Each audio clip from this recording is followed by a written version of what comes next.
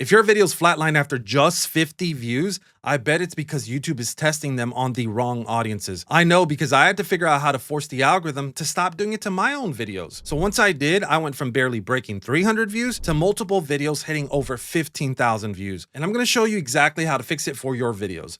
But to understand what exactly is going on here, I'll use SpaceX's Falcon 9 rocket launch as the metaphor throughout the video. So let's start with phase 1. Think about what it takes to launch a rocket. So before it ever leaves the ground, it needs one thing more than anything else: a massive concentrated burst of energy just to overcome the downward forces from the weight of sitting still. So without that initial ignition, it doesn't matter how much fuel is in the tank. It's not going to go anywhere. So for your video, the launch window is your posting time. So if you publish your video when your subscribers are asleep or offline, they're not going to see it in time to give it those early clicks and watch time that it needs. So you need them online and scrolling when your video hits their home screen. So that timing is the difference between a clean ignition and a video that dies on the launch pad before anyone outside your subscriber base even sees it. So the second that you hit publish, YouTube sends your video to your subscribers' home screens. So that's your ignition. That's where the spark begins. And if they don't click, or if they click and they leave in the first few seconds, your video's already over before it even started. So take a look at this. So that left side is what a clean ignition looks like. So views are climbing in the first 2 hours. YouTube sees your subscribers clicking and watching, so it starts showing your video to people outside your subscriber base. So that right side is what a failed launch looks like. So you get a small initial spike from your core audience, followed by an immediate flatline. So the rocket never left the launch pad, or in this case, your video never went past your subscribers. So what kills the successful launch of your video? Look, I say this because I made this exact mistake myself. So your subscribers follow you for a reason.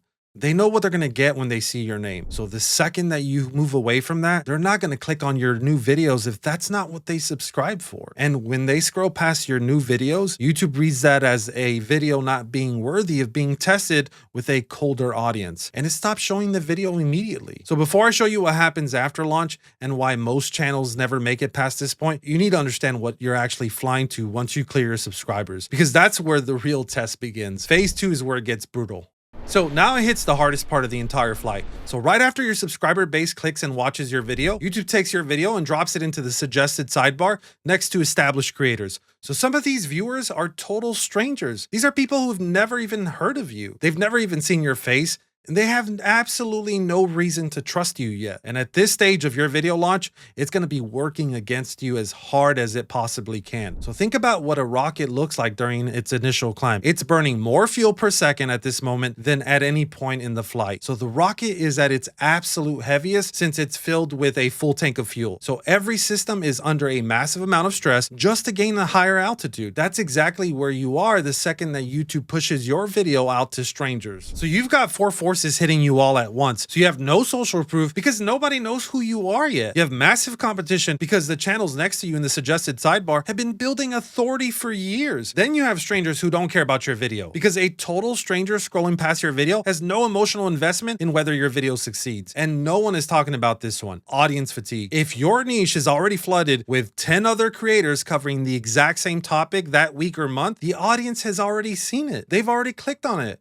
and they're not going to click on it again. So that demand is going to get used up before your video even had a chance. And the mistake you might be making is trying to play the same game as the big channels. So you might be using big titles, broad concepts like the best productivity system ever created. So a channel with 800,000 subscribers can pull 500,000 views on that because that's the kind of video that people are already bought into the person that is behind that title. So their subscribers are going to click and watch that video significantly because they're interested in the person. They bought into them. But watch what happens when you do this instead. So I tested 101 productivity apps. These 5 actually work. Now you're not competing against anyone. So that title speaks directly to the person sitting there with 15 apps downloaded, still getting nothing done, and paralyzed trying to find out which one to actually commit to. And think about the value here. Imagine spending weeks jumping from app to app trying to find out what actually works. So this video eliminates that entire process for them. So that's the person who stops scrolling and clicks your video. They don't care about how many subscribers you have. Your title just solved their problem before they even watched a single second. And as you gain more subscribers and viewers and your channel starts growing, you can start targeting a broader audience so you're not trapped into making videos about specific topics forever. But we're not at this point quite yet. So right now, the video's still in the air and it's about to hit something worse. So phase 3 is the most violent part of the entire flight. So aerospace engineers have a name for it. It's called max Q. So it's the moment during ascent when the rocket is moving fast enough that the air resistance against it peaks at its absolute highest point. Max Q.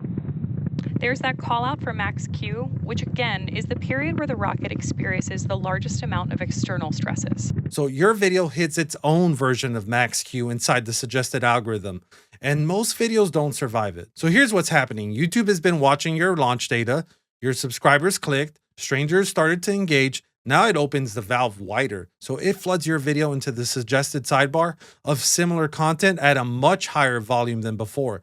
So these are thousands of impressions pumping out fast, and your metrics start bouncing around wildly. So some audiences click, some don't. CTR spikes, then drops, then spikes again. So watch time's all over the place. This is YouTube stress testing your video against every audience cluster it thinks might want it. And it doesn't do it in a vacuum. Some weeks YouTube is pushing a certain type of content harder than others, like a trending format, a hot niche, or a topic that's dominating watch time across the platform. If your video aligns with those algorithmic trends, you get a natural push.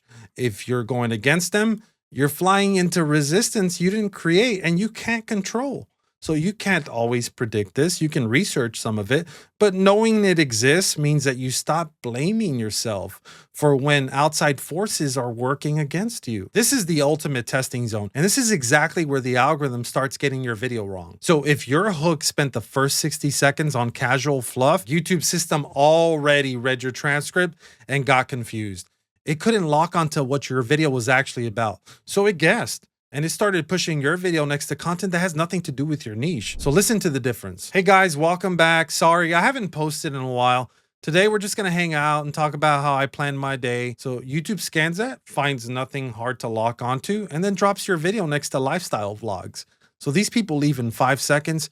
The average view duration tanks. The algorithm reads that as the video being bad and stops giving you impressions. Now listen to this. Most time blocking schedules fail because they don't account for daily interruptions. In this video, we're breaking down a 3-block calendar system that protects your focus, work time, and increases your productivity by 3 times. YouTube scans that, locks onto every hard word in the first 15 seconds, every keyword, and then steers your video directly next to the high intent competitors in that exact same space. So those viewers are more likely to click and watch, so your CTR and watch time stay stable. And the algorithm keeps showing your video to more people. And if you get through this, if your packaging is solid, your transcript is clean, and your watch time holds under pressure, YouTube does something that finally rewards you for the exact moment that you've been waiting for. So phase 4 is the one every creator is chasing. There's a moment in every rocket launch engineers wait for. It's called second stage cutoff. So the violent acceleration is over. The upper stage engine goes quiet. The spacecraft transitions to orbital thrusters. The vehicle locks onto its path toward its destination. That's what happens to your video when it passes the testing zone. So YouTube has seen enough data to know exactly who your viewer is. So YouTube has now built a confirmed audience profile based on real behavioral data. It knows the age, it knows the watch history, the behavioral patterns of the person who watches your video all the way through, and it stops experimenting. It opens the valve traffic completely. Impressions increase. You see that? That's browse features. So that's YouTube pushing your video directly onto the home screens of people it already knows want it. No more competing against established channels for a stranger's click. YouTube is doing the targeting for you now on autopilot. And this is what my proof looks like. This video was posted over a month ago. It's still getting pushed, still climbing, because the launch was clean, the packaging was solid, the transcript gave YouTube exactly what it needed to lock onto the right audience in the testing zone. And once it locked on, it hasn't let go. But there's one thing that interrupts stable orbit faster than anything else. And I've seen creators do this over and over right at the moment their video starts to take off. So this happens when a creator decides to alter their metadata by updating the title, maybe modifying the description, or uploading a completely different thumbnail. The danger is that changing these data points after YouTube is already locked onto a specific audience profile can trigger a system reset. So when a video breaks through and starts climbing, leave it alone. Just don't touch it. So everything we've covered gets your video to stable orbit, which means the algorithm locks in your video on the home screen. But whether your video keeps getting views was decided way before you hit record. So that's phase 5. So back to Falcon 9. Once the payload separates from the booster and it arrives at its destination, there are only 2 possible outcomes. The payload either stays in orbit, serving its current mission for years to come, or it re-enters the atmosphere, the heat shield takes the burn, the capsule splashes down, and SpaceX recovers and refurbishes it for the next mission. So your video does the same thing. So before you chose your topic, you made a choice between 2 types of content. So the safe play is a validated, proven topic, something that you know that there's already going to be demand for because other topics have already performed well on it. So it's reliable, it's going to hit your baseline views, but it's going to have a ceiling because you're competing in a crowded space. So other people are making those types of videos. So the risky play is an unproven concept, something that nobody's making yet. There's a real chance it's going to completely flop. But if it connects, it's going to break out in a way that a safe video could never because you're the only one making it. So neither is wrong, but which one you choose determines what kind of orbit your video can reach. So if you built your video around a trend, like a news story, maybe a platform update, or anything that has an expiration date, YouTube's going to eventually run out of people to show it to. So demand's going to dry up, the algorithm's going to stop pushing it, the traffic to that video will slow down to nearly 0. So the mission is over. That video did well initially, but the algorithm ran out of people to show it to. So depending on the content, sometimes it makes sense to go back and try to revive it with a new title, maybe a new thumbnail, and then relaunch it. So the same way that SpaceX reuses most of the Dragon capsule, that comes back down for the next mission. But it won't be pulling in more views on its own anymore unless that same hot topic trends again. And most of the time that won't happen. But if you built your video around a topic that people are going to be struggling for years and years from now, something structural, something that doesn't change because human behavior doesn't change, YouTube classifies it as evergreen, and it's going to rank it permanently in search results, maybe feeding it into suggested traffic, because that demand for that solution never drops. So the video enters a self-sustaining distribution cycle that pulls in new viewers month after month. And if that topic gets hot again, it keeps launching it into the home screen over and over. It keeps pulling in new viewers. That demand stays strong because the problem doesn't go away. But when you understand the full system, you stop reacting to individual results and you start engineering your channel the way that you'd engineer anything else worth building, like a SpaceX Falcon 9 rocket. Well, you know the phases now. So what you do is up to you. But if you're tired of playing games with YouTube advice videos, my channel started taking off when I lined up all of these dials. Go watch it now.